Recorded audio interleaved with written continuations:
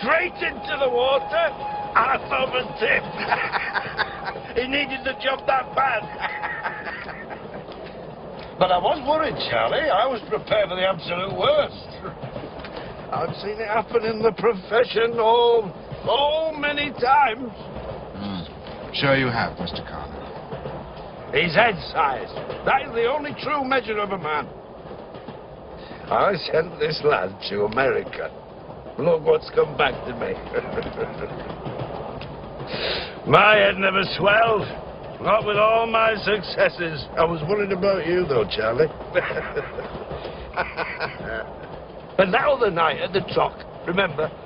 You took a tail suit out of the wardrobe, trying to be a gent.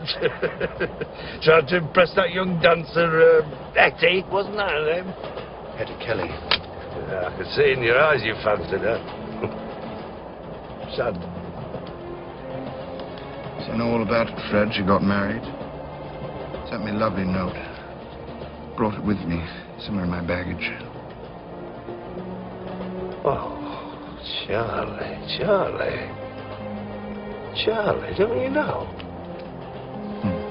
There's nobody told you? She's gone. The flu epidemic after the war carried her away. Well, I thought someone must have told you. Must have written. And nobody.